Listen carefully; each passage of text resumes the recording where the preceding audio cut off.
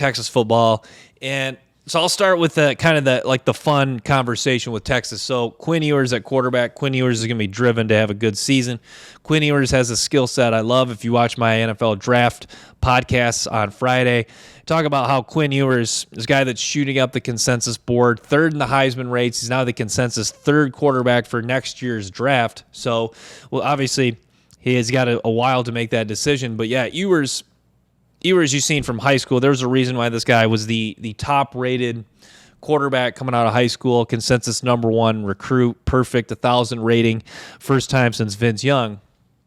Quinn Ewers, the ability to throw from different arm angles, the short, medium, long-range accuracy, it's all there for Quinn Ewers. This is just a matter of, can you put it all together? Can you make the most of the talent you have at wide receiver? The conversation with Texas always starts at the talent at wide receiver. There is no question, there is high-end talent at the wide receiver position. Isaiah Nayer is going to come back, the transfer from Wyoming. Jordan Whittington, a feisty slot receiver, knows how to get open, can make catches in traffic. Xavier Worthy, the explosive playmaker, guy that's got burst, acceleration, and speed for days, got good hands, can stretch the field vertically, can shine in big moments like the Alabama game. And then A.D. Mitchell, a guy that's made high-end, big-time plays and big-time games for Georgia. So there's no question that this is a good wide receiver core that has high-end upside to maybe be the best in the country, if not probably the second best to Ohio State. So no excuse for Texas as far as playmakers are concerned. Now, running back, losing a guy like Bijan Robinson, you're not going to replace him next year, most likely. But Texas always seems like they have a good enough offensive line, and their tackle, their offensive line's talented enough, and then Kelvin Banks, too, their tackle, another talented player. The offensive line in the threat that the passing attack's going to pose for defenses, Texas is going to have a good enough run game. I think the question is, can the running game just be at least solid? Like, the running game hopefully just doesn't fall off completely. Like, can the run game at least be solid? Kind of like towards the end of the Mac Brown era, they were having trouble finding an NFL caliber running back. Like, I don't think that's going to be the case for Texas this year, but because it seems like Texas always has a guy that's at least capable. I think that is key. You have a guy that's capable, and maybe not. It doesn't have to be the ultimate threat out the backfield as far as a pass catcher and between the tackles runner, but can he just pose enough threat where you take some pressure off the passing? You don't have to. The passing attack doesn't have to be the end all be all of this offense. But yeah, one guy, there's some guys in the secondary that are talented. Ryan Watts is a guy that had a solid season last year. But one guy they landed was Gavin Holmes, a transfer from Wake Forest. And I thought when I was thinking about Gavin Holmes, I kind of was connecting the dots on a lot of things.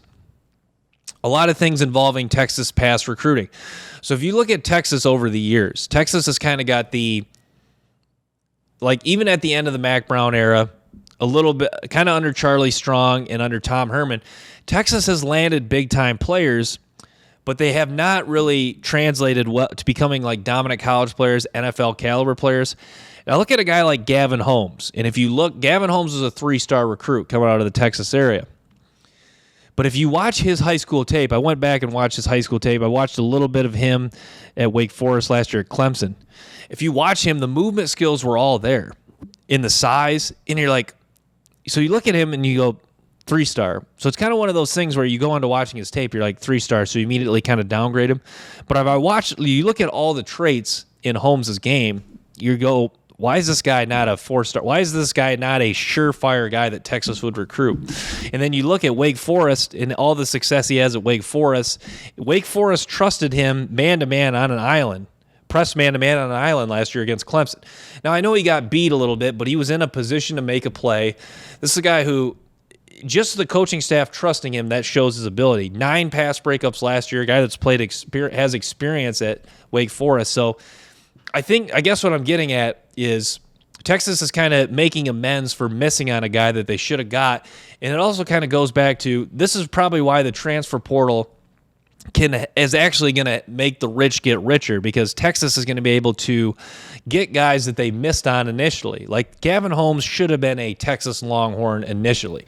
Now, I don't know the recruiting story. Maybe they did recruit him fairly. I didn't really look at that. But to me, this is a guy that Texas should have got. And to me, if there's a 3-star guy in the state of Texas and Texas wants him, Texas should have him. So I don't know. Maybe they did recruit him fairly hard, but it wasn't hard enough. So guys like Gavin Holmes, so I guess a couple points I want to make is Gavin Holmes has a chance to be a really good player and maybe one of the top corners for next year's draft that I have not really got to dive deep in. And then the next point is Texas has got to do a better job of hitting on some of these guys right in their backyard. And it's been a problem kind of for a long time. Like you look at a guy like T'Vondre Sweat, and I don't want to rip on T'Vondre Sweat, but he was a pretty big-time recruit, and he's been a solid player. He's going to be another guy in this defense that I don't think he has a lot of upside, but he's going to be a solid core piece, especially on the interior of the defensive line. But he's a guy that, you think big-time recruit coming to Texas, he should be more of his game should be more translatable to the NFL. And, he is going to be a guy that's up there, but is he a true impact game-changing player at this point in his career? No, he's not. So, yeah, just wanted to touch on that. Can Cook, Anthony Cook, the linebacker, can he make an impact as a freshman? I think Texas, he's another guy where, some of the plays are eye-popping, but if you look at some of the traits in Anthony Cook, there's Anthony Cook, Anthony Hill. I think it's Hill. Anthony Hill, the 5-star linebacker Texas got. If you look at some of his trait, there is eye-popping plays, but a lot of it he's just winning with he's just winning with shooting a gap and being faster and quicker than guys in high school. Now, in college, can he make some plays being faster and quicker than guys? Yes, he can, but you don't see a lot of him taking on blocks, getting off of blocks. I thought it was solid. It was okay. But that's what concerns me about Hill becoming a high-end level player at linebacker. And it kind of goes back to the Gavin Holmes thing, the T'Vondre Sweat thing. Big-time recruit, flashing plays, a guy that's more physically mature at this point in his career. But there is some of the skills that are lacking a little bit. And I think that's what will hold him back from maybe being a high-end, talented linebacker at Texas, even if he does play right away. But the good thing, as far as if you're just talking about game changers on this Texas defense, Kelvin Banks, certainly a tackle.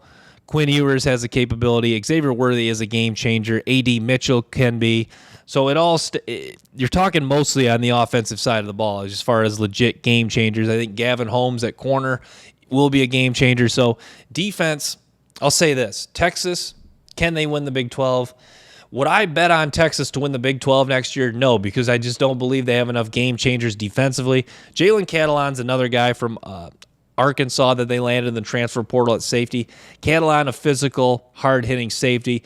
His athletic ability isn't eye-popping, but this guy is a tone setter, and he is going to be a rock-solid player if he's on the field this year, and I think he is a nice complement to what they brought in. Like Gavin Holmes, Ryan Watts at corner, those guys are talented. Those guys can make plays on the ball. I think Catalon complements them well because he's kind of a downhill, hard-hitting, thump you safety. So I think that's a good mix. I think you got a good mix of guys that can make plays on the ball and then a tone setter, hard-hitting safety. So I think that'll be those will be complementary pieces in the secondary. But yeah, for Texas, I'm not going to bet on Texas to win the Big 12 next year. I know I picked Oklahoma last year. My pick would be Oklahoma. I think, well, I don't know. I'll kind of hold off on that. But yeah, Texas is going to be fun. They're a lot like, it's funny how I went from Florida State to talking about Texas, because Texas is going to be a fun offense, and they're going to pose a unique threat offensively to defenses. And like I said with Florida State, how defenses choose to play this Texas offense will be interesting. We'll see if pivotal year, like I've touched on, for Steve Sarkisian, because he wants to prove that he's not just a 7,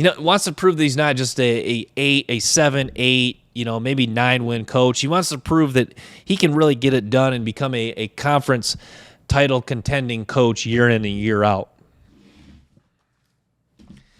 Thanks for tuning into the show. Make sure to stay tuned for more episodes and clips from the show. Till next time, peace.